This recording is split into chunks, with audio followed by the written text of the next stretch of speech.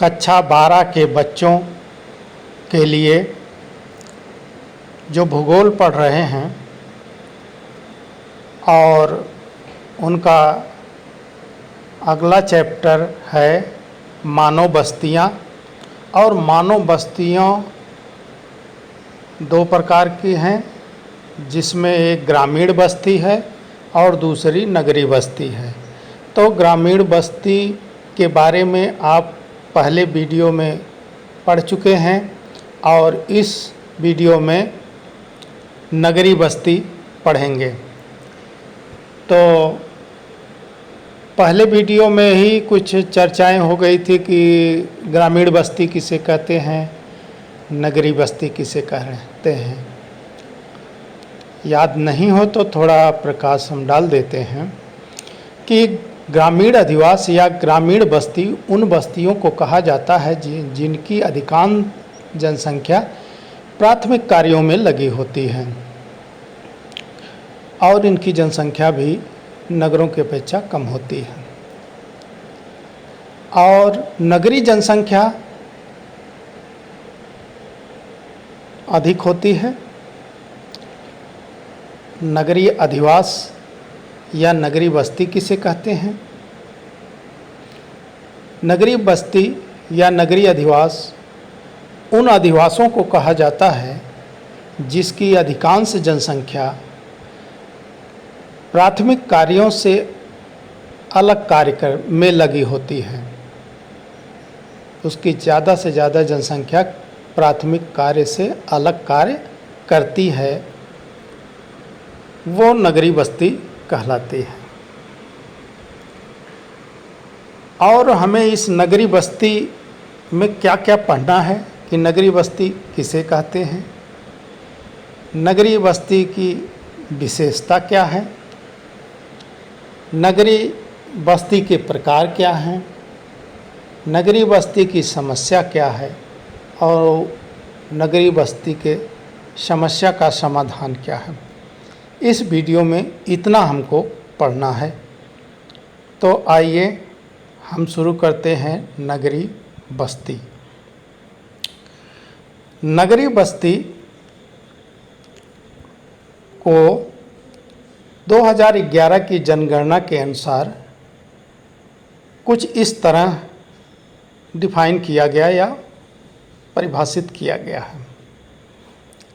2011 की जनगणना के अनुसार नगरीय अधिवास निम्नलिखित विशेषताओं को रखता हो। कौन सी विशेषता है? नंबर 1, वह अस्थायी निवास क्षेत्र जिसकी जनसंख्या 5000 व्यक्ति या उससे अधिक हो।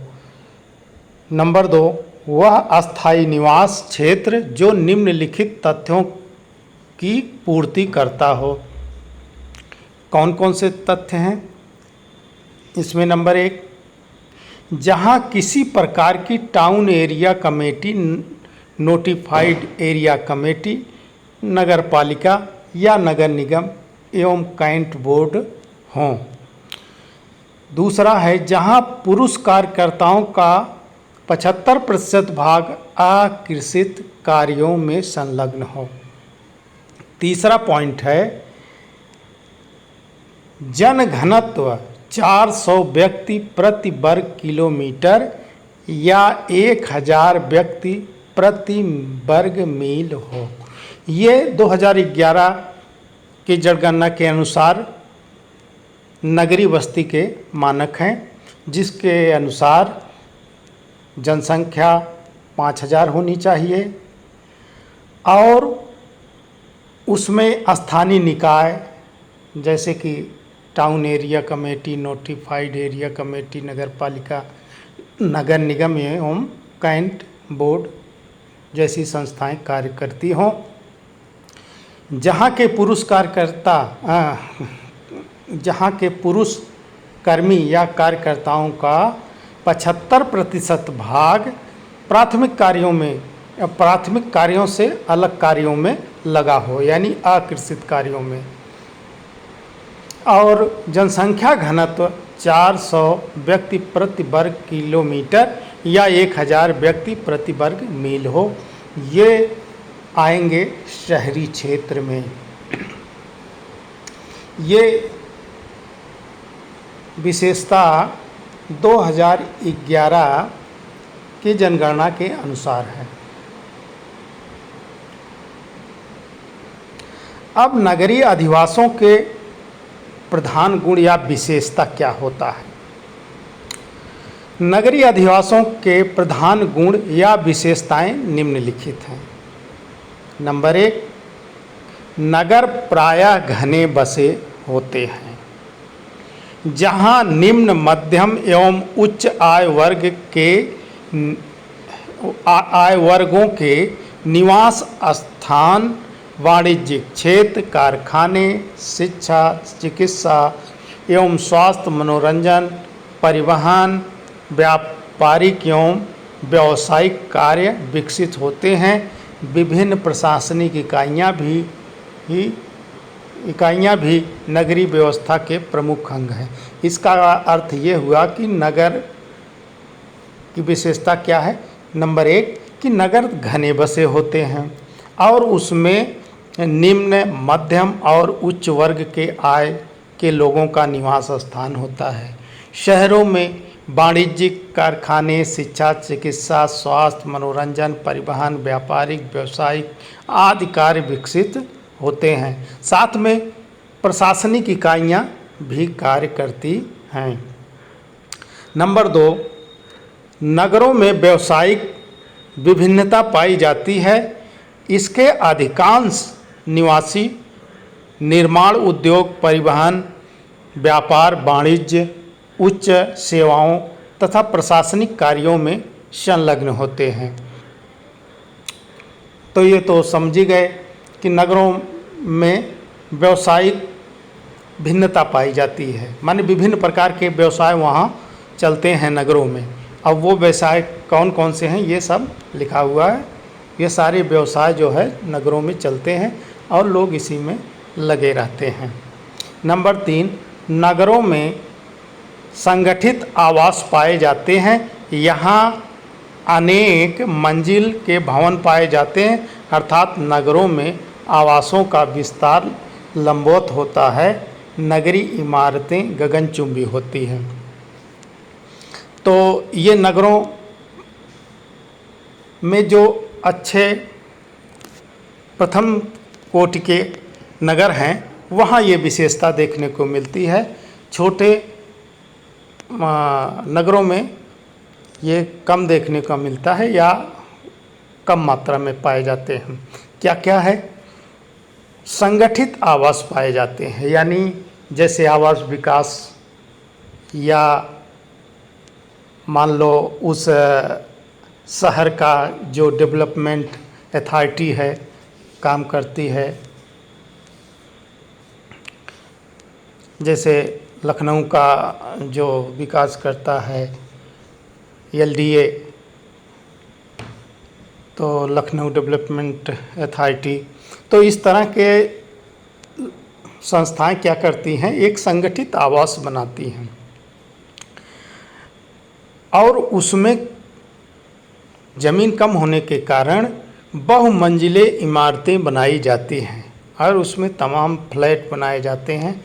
इसलिए जो प्रथम श्रेणी के शहर हैं या शहर हैं घने बसे हुए हैं, तो वहाँ जो है क्षैतिज विकास न होकर के लंबवत विकास होता है, यानी घर के ऊपर घर, यानी लंबी गगनचुंबी इमारतें बनती जाती हैं और फ्लैट बनते जाते हैं और एक ही बिल्डिंग में सैकड़ों लोगों के फ्लैट होते हैं।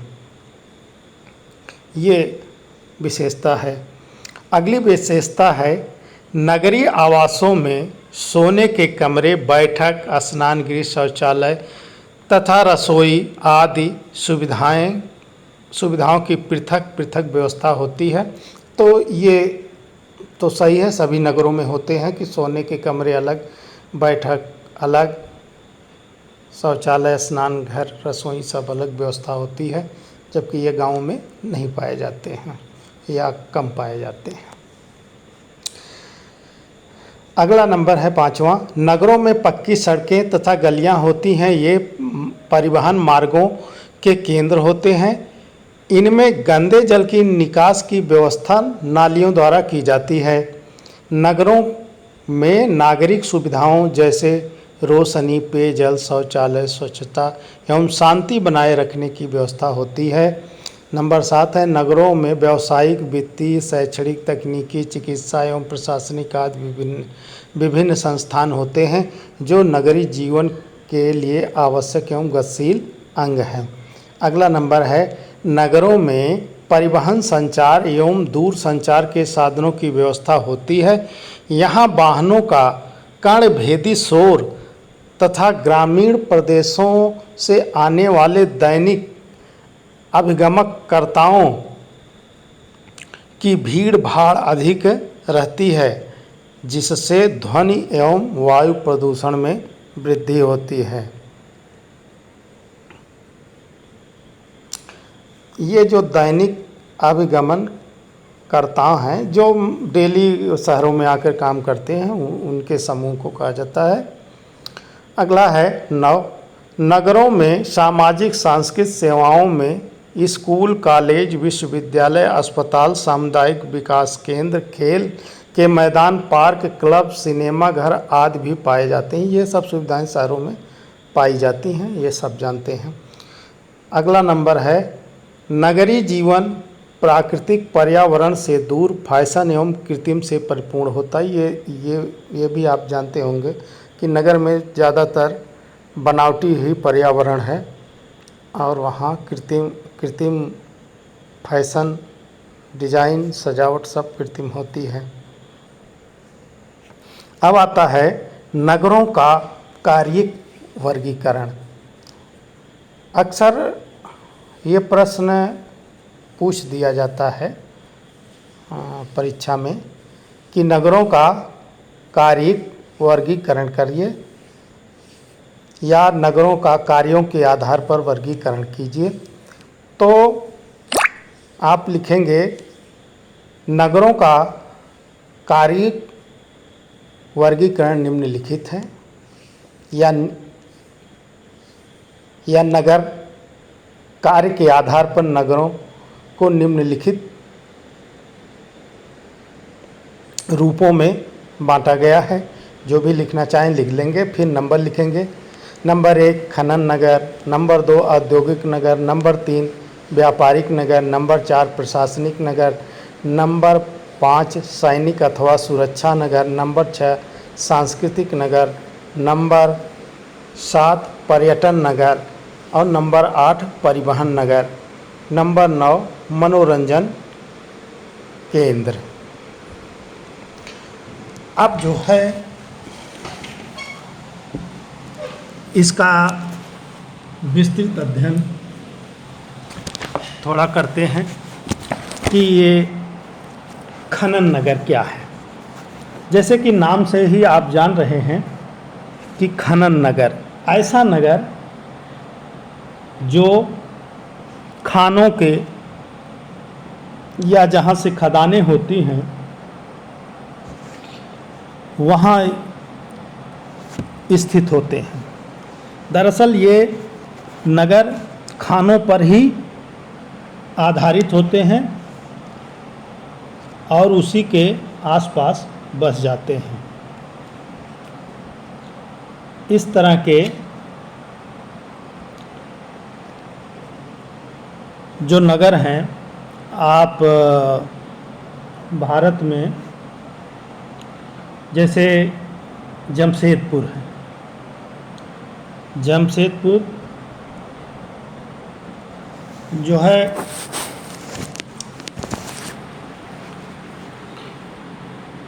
झारखंड राज्य में स्थित है। वहाँ लोहे की खानें हैं और वहाँ नगर भी बसा हुआ है। तो खनन नगर का मतलब होता है जो खानों के आसपास बसे नगर होते हैं वो खनन नगर होते हैं। ऐसे नगरों में अगर आप उदाहरण देना चाहें तो अपने भारत का जमशेदपुर और अफ्रीका में अगर देखना है तो जोहान्सबर्ग है। अपने भारत में रानीगंज को भी ले सकते हैं और विश्व के जैसे कालगुरली, सडबरी, ओटावा, शैफील्ड, किम्बरले, ये जितने नगर हैं ये सब खनन नगर हैं। अगला जो नंबर है औद्योगिक नगर। औद्योगिक नगर क्या है? औद्योगिक नगर जिन बस्तियों में भौगोलिक सुविधाओं के कारण कुछ विशेष उद्योग धंधे स्थापित हो जाते हैं, उन्हें औद्योगिक नगर की संज्ञा दी जाती है। इन उद्योगों में काम करने के लिए दूर दूर से अनेक श्रमिक आकर के बस जाते हैं तथा यहाँ एक नगर विकसित हो जाता है।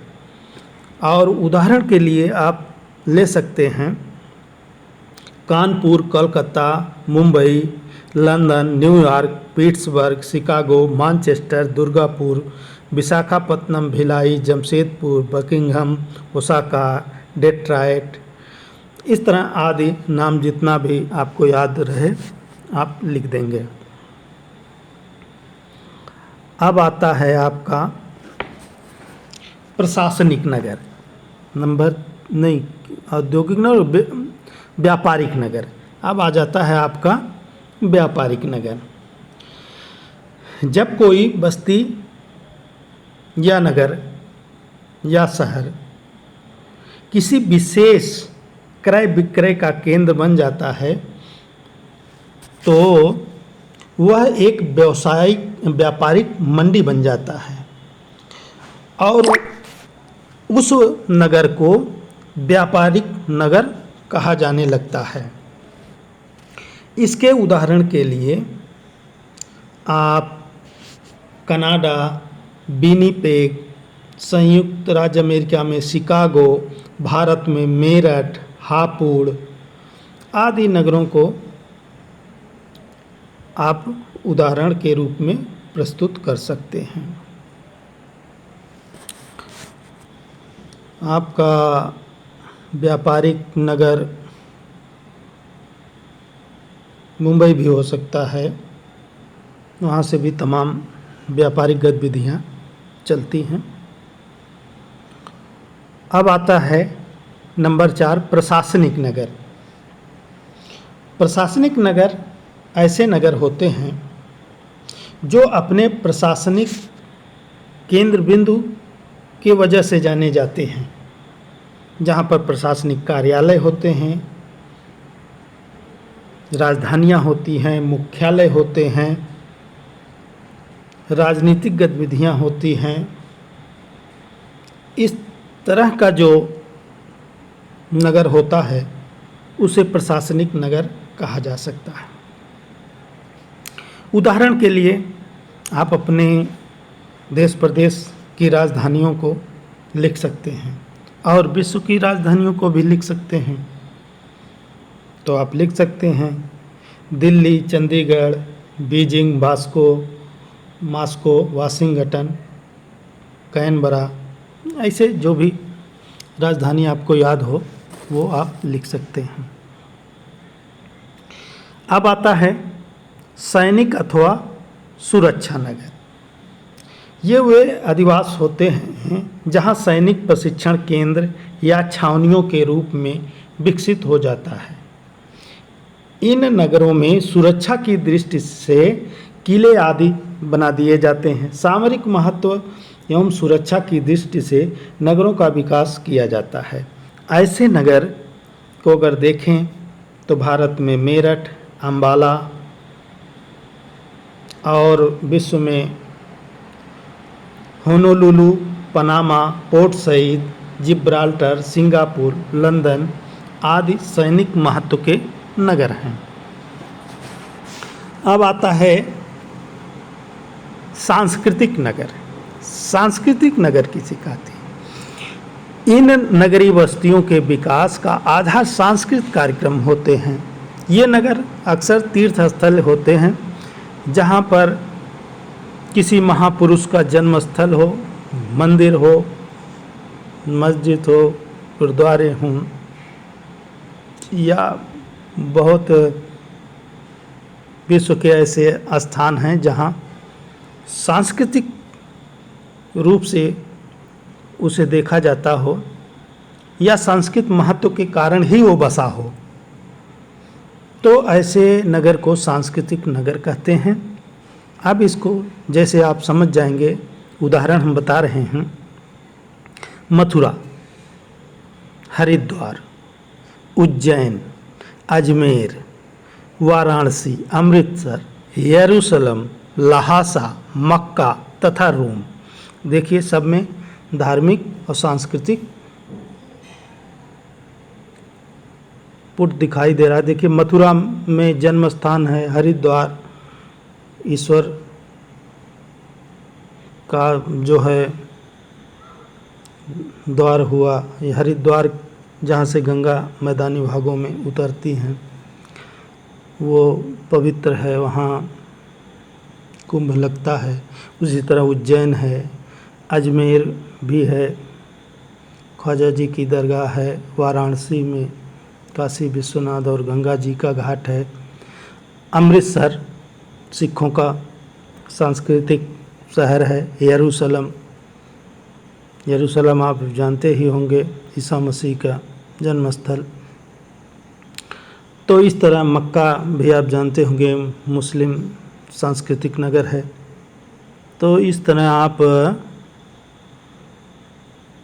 उदाहरण दे सकते हैं सांस्कृतिक नगरों का। अब आता है पर्यटन नगर। पर्यटन नगर कुछ नगरीय केंद्र उत्तम स्थित या सुखद एवं स्वस्थप्रद जलवायु एवं प्राकृतिक सौंदर्य के कारण प्रसिद्ध हो जाते हैं। इन नगरों में लोग पर्यटन, प्राकृतिक सुषमा तथा स्वार्थवर्धक जलवायु का आनंद उठाने के लिए आते हैं। अनेक देशों में पर्वतीय नगर इसी श्रेणी में आते हैं। भारत में नैनीताल, मसूरी, शिमला, अल्मोड़ा, श्रीनगर, ऊटक, मंड, आबू तथा दार्जिलिंग, स्विट्जरलैंड में बर्न, ज्यूरिख। तो पर्यटन नगर, पर्यटन नगर किसे कहते हैं? कुछ नगरीय केंद्र उत्तम स्थित, सुखद एवं स्वास्थ्यप्रद जलवायु तथा प्राकृतिक सौंदर्य के कारण प्रसिद्ध हो जाते हैं। इन नगरों में लोग पर्यटन, प्राकृतिक सुषमा तथा स्वास्थ्यवर्धक जलवायु का आनंद उठाने के लिए आते हैं। अनेक देशों में पर्वतीय नगर इसी श्रेणी में सम्मिलित किए जाते हैं। भारत में नैनीताल, मसूरी, शिमला, अल्मोड़ा, श्रीनगर, ऊटकमंड, आबू, दार्जिलिंग, स्विट्जरलैंड में बर्न, ज्यूरिख तथा डेविस आदि नगर ऐसे ही पर्यटन केंद्र हैं जहां प्रतिवर्ष हजारों व्यक्ति मनोरंजन के लिए आते हैं। अब आता है परिवहन नगर। परिवहन नगर उन स्थानों पर देखने को मिलते हैं जहां पर स्थल, जल और वायु परिवहन का केंद्र होता है। वे शीघ्र ही परिवहन नगर के रूप में विकसित हो जाते हैं। परिवहन नगर व्यापारिक, व्यावसायिक और औद्योगिक क्षेत्रों में शीघ्र ही विकास कर जाते हैं। ये नगर अंतर्राष्ट्रीय वायुपत्तन या बंदरगाह के रूप में विकसित होकर अंतर्राष्ट्रीय महत्व प्राप्त कर लेते हैं। विश्व में Singapore, Hong Kong, London, New York, Mumbai, Colombo, Kathgodam, Kotdwar, Siliguri, Kolkata आदि, पेशावर, जम्मू ऐसे क्षेत्र आ जाते हैं। अब आता है मनोरंजन केंद्र। तो मनोरंजन केंद्र हैं जैसे समुद्र के तटीय क्षेत्र हैं, पर्वतीय नगर के निकटवर्ती क्षेत्र हैं जहां से मनोरंजन किया जा सकता है। वहां पर अनेक park, cinema, opera house, club, hotel, restaurant आदि होते हैं। वहाँ लोग मनोरंजन के लिए आते रहते हैं। ऐसे में शहरों में इटली में जिनेवा, संयुक्त राज्य अमेरिका में new Jersey, Los Angeles, England में ब्राइटन, फ्रांस में पेरिस, भारत में दिल्ली, चंडीगढ़, चेन्नई, मुंबई तथा जगन्नाथपुरी ऐसे ही श्रेणी में आते हैं। अब आते हैं हम नगरीकरण का अर्थ एवं परिभाषा। एक चीज़ तो आपने समझ लिया कि नगर क्या होते हैं। नगर ऐसे अधिवास होते हैं जहाँ की अधिकतर जनसंख्या कृषिएतर यानी कृषि से अन्य या प्राथमिक गैर प्राथमिक कार्यों में लगी होती है, वो नगर कहलाता है। और उस नगर में भी 2011 के जनगणना के अनुसार कुछ कंडीशन दिया गया है जिसको जो नगरों पर लागू होता है। लेकिन एक है नगरीकरण किसे कहते हैं, ये भी जो है कभी कभी प्रश्न परीक्षा में आ जाता है। तो नगर तो आप जानते हैं, नगरीकरण क्या है ये आप कंफ्यूज कर जाते हैं। तो आप देख लीजिए कि नगरीकरण क्या होते हैं, उनके क्या कारण होते हैं। नगरीकरण का मतलब ये होता है कि जब कोई एक ग्रामीण क्षेत्र या ग्रामीण बस्ती धीरे धीरे नगरों में बदलती है तो इस क्रिया को नगरीकरण कहा जाता है। ये मोटे में आप समझ लीजिए कि नगरीकरण क्या होता है कि जब कोई ग्रामीण अधिवास या कस्बा धीरे धीरे नगरों में बदलता है तो इस क्रिया को नगरीकरण कहते हैं। तो नगरीकरण का अब कारण क्या है, क्यों नगरीकरण होता है, तो उसको देख लेते हैं। आधुनिक युग में नगरीकरण की प्रवृत्ति बहुत तीव्र गति से बढ़ रही है। नगरीकरण के लिए मुख्य रूप से निम्नलिखित कारण उत्तरदायी हैं। जैसे नंबर 1, तीव्र औद्योगिकरण एवं नगरों में रोजगार के अधिक अवसर। नंबर 2, ग्रामीण अंचलों में नागरिक सुविधाओं की कमी। नंबर 3, पारिवारिक विघटन एवं ग्रामीण जनसंख्या का नगरों की ओर पलायन। नंबर 4, कृषि योग्य भूमि पर जनसंख्या का बढ़ता दबाव एवं कुटीर उद्योग धंधों का विनाश। नंबर 5 है नगरों की जन सुविधाओं का आकर्षण, नवजागरण की प्रवृत्ति। तो नगरों की जो सुविधा है वो आकर्षित करती है लोगों को। अब ये है देखिए नगरीय अधिवास की प्रमुख समस्या। अब जब लोग सब नगर की तरफ भागेंगे तो क्या समस्या आती है, तो नगर की भी अपनी एक समस्या है। नगरों के आकार एवं उसकी जनसंख्या में अतिशय वृद्धि। जब सब लोग नगरों की तरफ भागकर आएंगे तो स्वाभाविक है कि वहाँ की जनसंख्या बढ़ जाएगी, जिससे उनके संसाधनों पर दबाव बढ़ जाएगा। नगरों का तीव्र गति से विकास, कृषि भूमि का अभाव। अब जब नगर बड़े होंगे, विकसित होंगे, तो निश्चित है कि कृषि भूमि पर ही बढ़ेंगे, तो कृषि भूमि का कम होना ये समस्या है। प्रशासकीय एवं जीवनोपयोगी सुविधाओं की कमी। तो ये भी कमी, ये भी जो समस्या है वो भी वही अधिक जनसंख्या के कारण है कि नगरों में अधिक जनसंख्या होती है तो उनके प्रशासन पर, उनके जीवन उपयोगी वस्तुओं पर जो साधन उपलब्ध होना चाहिए उसमें कमी आने लगती है और समस्या उत्पन्न होती है। सामाजिक सद्भावना का अभाव। तो शहरों में तो ये देखने को मिलता ही है कि सामाजिक सद्भावना देखने को नहीं मिलती जो कि गाँव में देखने को मिलती है। ये यहाँ एक समस्या है।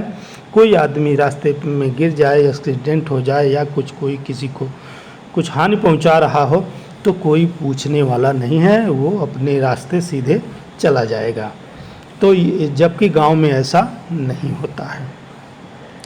पर्यावरण प्रदूषण में वृद्धि, ये भी समस्याएं हैं कि शहरों में जो है औद्योग धंधे हैं और ज़्यादा मोटर वाहन हैं, तो जिससे और मानव जनसंख्या अधिक है तो उनके द्वारा जो अपशिष्ट पदार्थ निकलते हैं ये सब क्या करते हैं, पर्यावरण को प्रदूषित करते हैं। अब नगरों की समस्या का समाधान क्या है, तो इसके समस्या के समाधान ये हैं या निम्नलिखित हैं।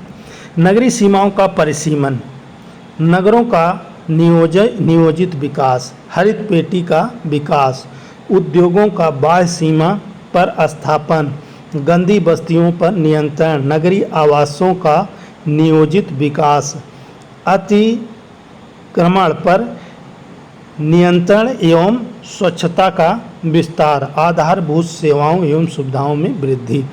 तो इसमें क्या है, नगरीय सीमाओं का परिसीमन, यानी नगरीय सीमा का जो है परिसीमन किया जाए, थोड़ा जो क्षेत्र हैं उसको भी ला करके उसे नियोजित करके जनसंख्या को कुछ स्थानांतरित करने की ज़रूरत है। और नगरों को नियोजित विकास, ये भी प्लानिंग के तहत जो है नगरों को बसाया जाए, जिससे जो है आवागमन और पानी निकास आदि की समस्या न हो। हरित पेटी का विकास करना होगा, पेड़ पौधों का लगाना होगा, सड़कों के किनारे पार्कों में सब हरित पेटी बनानी होगी, जिससे पर्यावरण प्रदूषण कम हो जाए। उद्योगों की बाह्य सीमा पर स्थापना, हाँ, नगरों के बाहर जो है उद्योग बसाए जाएं, जिससे उससे निकलने वाले प्रदूषण से मानव प्रभावित ना हो। गंदी बस्तियों पर नियंत्रण, तो ये जो मलिन बस्तियां होती हैं इस पर भी नियंत्रण किया जाए कि उन्हें किसी अच्छे स्थान पर शिफ्ट किया जाए या उन्हें पुनर्वास की बनाया जाए। नगरीय आवास का नियोजित विकास, ये तो हो गया नगरों का नियोजित विकास। नगरीय आवासों का भी प्लान के तहत बनाया जाए, जिसमें बहुमंजिली इमारतें बनाई जाती हैं, जिसमें कम ही क्षेत्र में अधिक लोग निवास करते हैं। और अतिक्रमण पर नियंत्रण एवं स्वच्छता पर विभाग, तो शहरों में ये देखते होंगे कि अतिक्रमण की समस्या बहुत है। और अतिक्रमण की समस्या की वजह से सड़कों पर जाम आदि लगते हैं। तो अतिक्रमण का जो नियंत्रण है उसको हटाना पड़ेगा और स्वच्छता पर ध्यान देना पड़ेगा। आधारभूत सेवाओं एवं सुविधाओं में वृद्धि, तो जो आधारभूत सेवा है जैसे मकान, बिजली, पानी, दवा, शिक्षा और सुरक्षा, ये जो मूलभूत आवश्यकताएं हैं इस पर वृद्धि होनी चाहिए।